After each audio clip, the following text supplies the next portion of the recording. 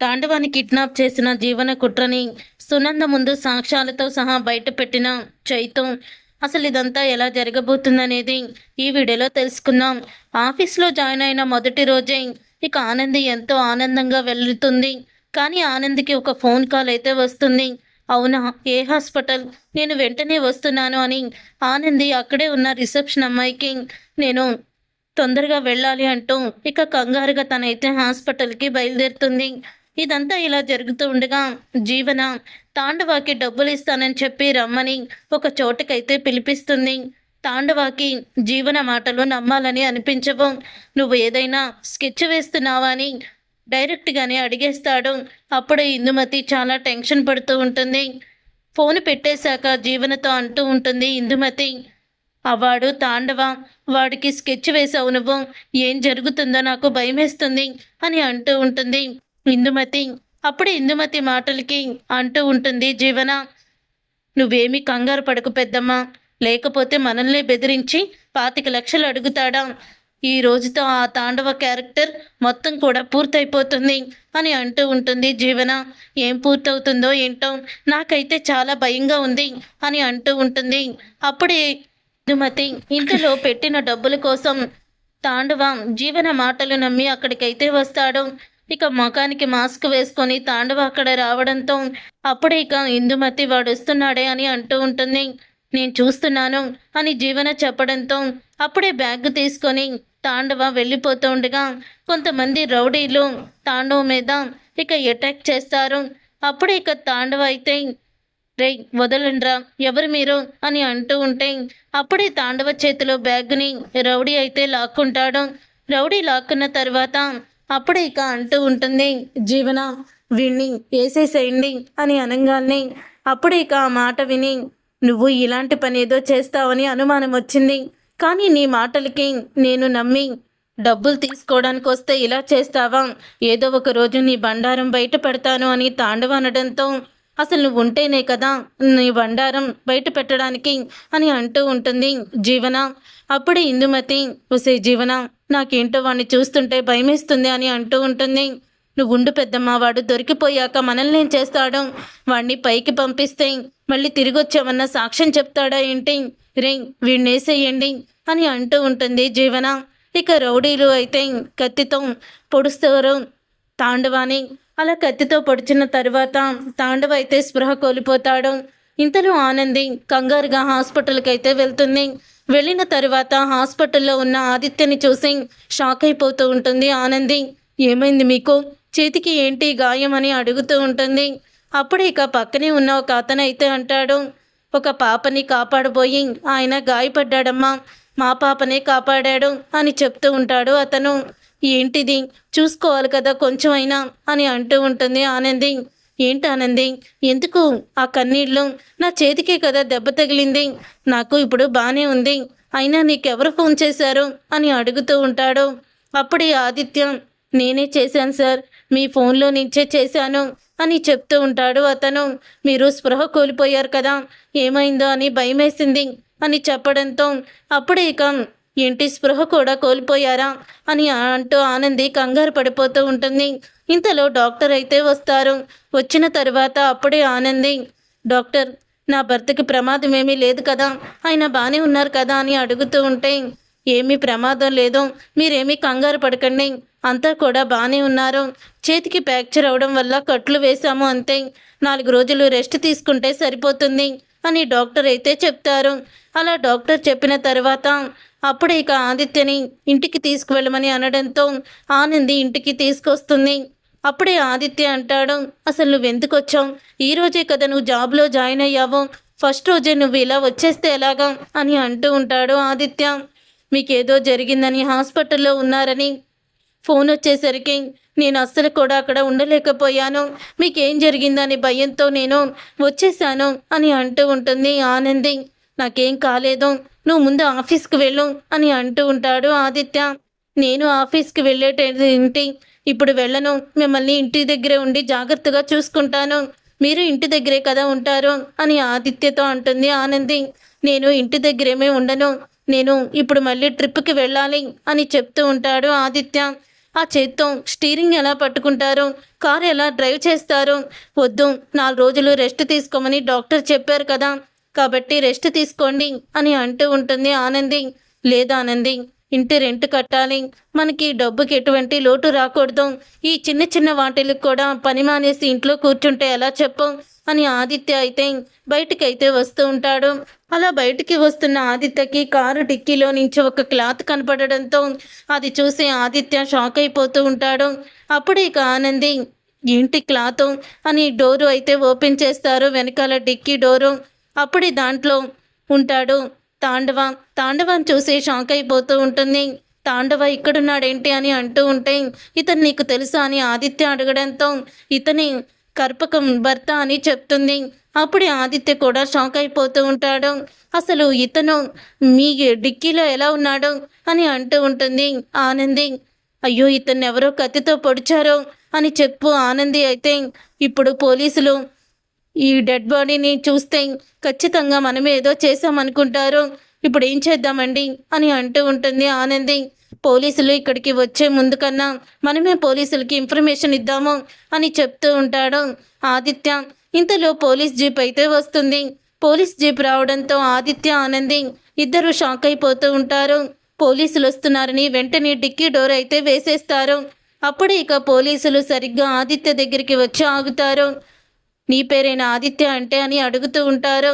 అవును సార్, ఏమైంది అని అడుగుతూ ఉంటాడు ఆదిత్య. నీ కారు సోదా చెయ్యాలి అని అనగానే నా కారు ఎందుకు సోదా చేయడం, ఏం జరిగింది, నేను మంచివాణ్ణి, నేనే తప్పు చెయ్యను అని ఆదిత్య అంటాడు. అవును సార్, నా భర్తకి ఏ తప్పు తెలీదు అని చెప్పడంతో అది మీరు కాదు చెప్పాల్సింది, నేను అంటూ ఇన్స్పెక్టర్ అయితే కారు డిక్కీ ఓపెన్ చేస్తాడు. అప్పుడే తాండవ అయితే దాంట్లో ఉంటాడు. తాండవ ఉండడం చూసి మనకు వచ్చిన ఇన్ఫర్మేషన్ నిజమే అని అంటూ ఉంటాడు ఇన్స్పెక్టర్.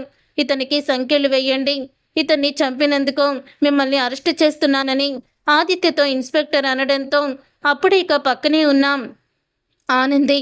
అసలు మీరు ఎటువంటి విచారణ లేకుండా అతను ఎక్కడి నుంచి వచ్చాడు, ఏంటి, ఏం జరిగింది అని ఒక్క మాట కూడా అనకుండా ఎలా నా భర్తని మీరు అరెస్ట్ చేస్తారు అని అడుగుతూ ఉంటే అప్పుడే ఇక మాట విని ఇన్స్పెక్టర్ అయితే పక్కా సాక్ష్యాలతో కారులో డెడ్ బాడీ ఉంది, ఇక ఇంతకన్నా ఏముంది, ఈ కారు నీ భర్తదే కదా, మరి అలాంటప్పుడు కారు డిక్కీలో డెడ్ బాడీ ఎలా వస్తుంది, నీ భర్త చంపేస్తేనే వస్తుంది, కానిస్టేబుల్ ఇతన్ని జీప్ ఎక్కించండి అని అంటూ ఉంటాడు ఇన్స్పెక్టర్. అప్పుడే ఇక అరెస్ట్ చేసి ఆదిత్యని తీసుకువెళ్తూ ఉండగా రోడ్డు మీద పరిగెత్తుకుంటూ వస్తుంది ఆనంది. ఆగండి, ఏవండి అంటూ గట్టిగా అరుస్తూ తను రోడ్డు మీద పడిపోతుంది. అలా రోడ్డు మీద పడిపోవడంతో అప్పుడే అటువైపుగా వెళ్తున్న సూర్య అయితే చూస్తాడు జీవన ఆనందిని. చూసి వెంటనే ఆనంది దగ్గరికి వచ్చి అమ్మా ఆనంది, ఏంటమ్మా ఇలా రోడ్డు మీద పరిగెత్తుతున్నావని అడుగుతూ ఉంటాడు. సూర్యబాబు, ఆదిత్య గారిని అరెస్ట్ చేసి తీసుకువెళ్ళిపోతున్నారు అని అంటూ ఉంటుంది ఆనంది. ఆదిత్యని పోలీసులు అరెస్ట్ చేయడం ఏంటి, ఏం జరిగింది అని సూర్య అడగడంతో నాకు అదే అర్థం కావడం లేదు. నిన్న గుడి దగ్గర మీకు తాండవ్ అనే అతను కనిపించాడు కదా, అతను మా కారు డిక్కీలో చనిపోయి ఉన్నాడు. అసలు అతను ఎందుకు చనిపోయాడో కూడా తెలీదు.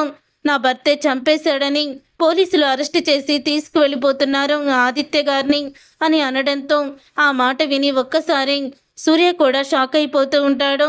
అసలు నేరం నిరూపించకుండా ఎలా జరిగిందో విచారణ జరపకుండా కేవలం కారు డిక్కీలో ఉన్న డెడ్ బాడీని చూసి నీ భర్త మీద అనుమానంతో పోలీసులు ఎలా అరెస్ట్ చేస్తారు, ఇది కంప్లైంట్గా ఎవరో కావాలని చేసినట్టే అనిపిస్తుంది అని అంటూ ఉంటాడు సూర్య. సూర్య అలా అన్న తర్వాత అప్పుడే ఇంకా అంటూ ఉంటుంది ఆనంది, అసలు ఎవరికి ఇదంతా అవసరం, ముందు మనం పోలీస్ స్టేషన్కి వెళ్దాం పదండి అని అంటూ పోలీస్ స్టేషన్కి అయితే బయలుదేరుతారు. ఈ విషయం తెలుసుకొని శశికాంత్ అయితే సునంద నువ్వు పోలీస్ స్టేషన్కి రావాలి అని అంటూ ఉంటే పోలీస్ స్టేషన్కి ఎందుకండి అని శశికాంత్ని అడుగుతుంది. మన ఆదిత్యని పోలీసులు అరెస్ట్ చేశారు, వెంటనే పద అని అంటూ ఉంటాడు. ఆదిత్యని పోలీసులు అరెస్ట్ చేయడం ఏంటి, ఏం జరిగిందని చైతు, శశికాంత్, సునంద పోలీస్ స్టేషన్కి బయలుదేరుతారు. ఇంతలో జీవన, నాకు తెలుసు మీరందరూ ఇలా పరిగెడతారని నేను అనుకున్నాను అని అనుకుంటూ ఉంటుంది జీవన. ఆనంది, ఇప్పుడు నువ్వు ఏం చేస్తావో నేను చూస్తాను. ఆ తాండవాన్ని చంపింది నీ భర్తేనని, ఆ కారు డిక్కీలో ఆ తాండవ డెడ్ బాడీని పెట్టి పోలీసులకి ఇన్ఫర్మేషన్ ఇచ్చింది నేనే. ఇప్పుడు నువ్వు నీ భర్త కోసం ఏం చేస్తావో, ఆదిత్యని ఎలా కాపాడుకుంటావో నేను చూస్తాను. ఇటు ఈ తాండవ, అటు నువ్వు, ఇద్దరు ఒకేసారి అని అంటూ ఉంటుంది జీవన. ఇంతలో ఇందుమతి ఫోన్ చేస్తుంది. ఏమైంది నువ్వు వేసిన ప్లాను అని అడుగుతూ ఉంటే, ప్లాన్ సక్సెస్ అయింది పెద్దమ్మ అని అంటూ ఉంటే, నువ్వు సూపరు జీవన, మొత్తానికి ఆ తాండవాన్ని తప్పించి ఆదిత్యని కూడా ఇరికించావు అని ఇందుమతి అయితే అంటుంది. పోలీస్ స్టేషన్కి అయితే వెళ్తారు సునంద వాళ్ళు. ఇక అప్పటికే ఆనంది వెళ్ళి ఇన్స్పెక్టర్ని మీరు అలా ఎలా అరెస్ట్ చేస్తారు, సాక్ష్యాలు లేవు, అతను ఎలా చనిపోయాడో, పోస్ట్ మార్టం రిపోర్టు లేదు, ఇవేమీ లేకుండా అరెస్ట్ ఎలా చేస్తారు అని అడుగుతూ ఉంటుంది. అప్పుడే ఇక ఇన్స్పెక్టర్ మాకొచ్చిన ఇన్ఫర్మేషన్ బట్టి నీ భర్త అతన్ని చంపేశాడు అని ఇన్స్పెక్టర్ చాలా పొగరుగా మాట్లాడతాడు. మేమిద్దరం కూడా లాయర్మే, మీరేంటి అలా రెక్లెస్గా సమాధానం చెప్తున్నారు అని అంటూ ఉంటాడు సూర్య. అతని చేసిన తప్పుని మీరు సమర్థిస్తున్నారు కాబట్టి మీకు నేను ఇలాగా సమాధానం చెప్పాల్సి వస్తుందని ఇన్స్పెక్టర్ అనడంతో ఇంతలో సునంద వాళ్ళు వస్తారు. ఆదిత్య ఏంటిదంతా? ఇన్స్పెక్టర్ ఎవరో తెలుసా మీరు ఇలాగ అరెస్ట్ చేశారా అని అడుగుతూ ఉంటుంది సునంద. నేరం చేసిన వాళ్ళకి చట్టం ముందు అందరూ కూడా సమానమే, ఎవరు తను బ్యాక్గ్రౌండ్ ఏంటి ఇవన్నీ చూసుకొని నేను అరెస్ట్ చేయను అని ఇన్స్పెక్టర్ అయితే చెప్తాడు. అసలు ఏమైంది ఆదిత్య అని అంటూ ఉంటే, హత్య కేసులో మీ అబ్బాయిని అరెస్ట్ చేశాము, తన కారు డిక్కీలో ఒక డెడ్ బాడీ దొరికింది అని అనడంతో ఇక ఆ మాట విని ఒక్కసారి షాక్ అయిపోతూ ఉంటుంది సునంద. ఇదంతా నీ వల్లే జరిగింది, నా కొడుకుని చివరికి జైలు పాలు చేశావు, ఇప్పుడు నీ కడుపు మంట చల్లారిందా, ఇప్పుడు వాణ్ణి ఎలా బయటికి విడిపించుకోవాలి అని అంటూ ఉంటుంది సునంద. అప్పుడు ఇక ఆనంది నా భర్త ఏ తప్పు చెయ్యలేదు, నా భర్త ఏ తప్పు చేయలేనప్పుడు శిక్ష ఎందుకు అనుభవించాలి, ఆయన ఏ తప్పు చేయలేదని నేను నిరూపిస్తాను అని అంటూ ఉంటుంది ఆనంది. తర్వాత ఇక సునంద అయితే లాయర్తో మాట్లాడుతుంది కానీ ప్రయోజనం ఉండదు. ఇక ఇంటికైతే వస్తారు.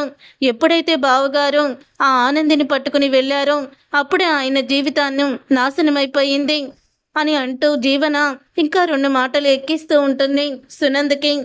తర్వాత చైతూకి మేనేజర్ అయితే ఫోన్ చేస్తాడు. చైతూకి మేనేజర్ ఫోన్ చేసి ఇలా అంటూ ఉంటాడు, జీవన గారు 25 లక్షలు అకౌంట్లో ఈ కంపెనీ అకౌంట్లో వాడుకున్నారు సార్, నాకేమో అప్పటి నుంచి భయమేస్తుంది, అసలు ఏం చేయాలో అర్థం కాక మీకు ఫోన్ చేశాను అని అంటూ ఉంటాడు. అప్పుడే జీవన 25 లక్షలతో ఏం చేసింది, 25 లక్షలు తనకి ఎందుకు అవసరం, అమ్మకి తెలియకుండా ఇంకా ఎండీ సీట్లో కూర్చోకుండా ఇంత అజమాయిషి ఎందుకు చలాయించింది, ఇప్పటికిప్పుడు 25 లక్షలు ఏం చేసింది అని ఆలోచిస్తూ ఉంటాడు చైతూ. తర్వాత ఇక జీవన లోపలికి వస్తుంది. ఇప్పుడు జీవనని అడిగితే ఏదో ఒక అబద్ధం చెప్పి తను తప్పించుకోవాలని చూస్తుంది. ఏదో ఒక రకంగా తన నోటితోనే నిజాన్ని బయట పెట్టించాలి అని అనుకుంటూ ఉంటాడు చైతూ. తర్వాత జీవనకి ఫోన్ వస్తుంది. జీవనకి ఫోన్ రావడంతో నేను వస్తున్నాను అని జీవన అయితే ఇక చైతూ వింటున్నాడని తెలుసుకోకుండా తనైతే ఇక బయలుదేరుతుంది. ఏంటి అంత కంగారుగా ఫోన్లో మాట్లాడి ఈ టైంలో తను ఎక్కడికి వెళ్తుంది అని అనుకుంటూ ఉంటాడు. అప్పుడే చైతూ జీవన వెనకాలే ఫాలో అవుతూ అయితే వెళ్తాడు. దారి మధ్యలో ఇందుమతి ఆటో దిగి జీవన కారు అయితే ఎక్కుతుంది. ఇదేంటి ఇందుమతి కూడా కారు ఎక్కింది, వీళ్ళిద్దరూ కలిసి ఎక్కడికి వెళ్తున్నారు అని అనుకుంటూ వాళ్ళ వెనకాలే వెళ్తాడు.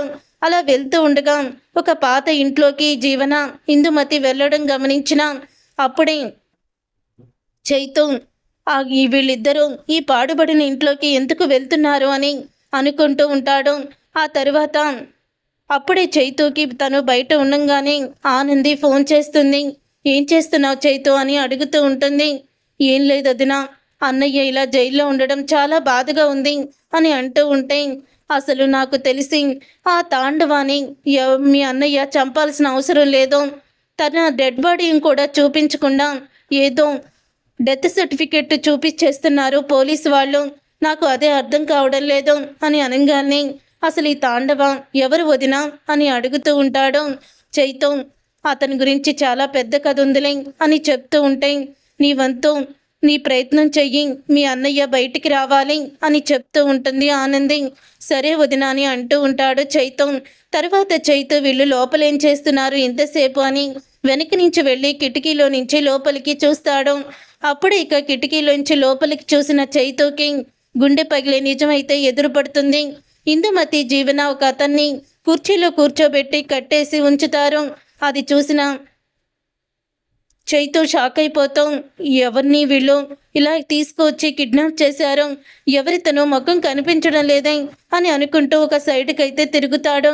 అలా సైడ్కి తిరగంగానే ఇతను ఎవరినో గుర్తుపట్టలేకపోతున్నానే అని అనుకుంటూ ఉంటాడు ఆదిత్య.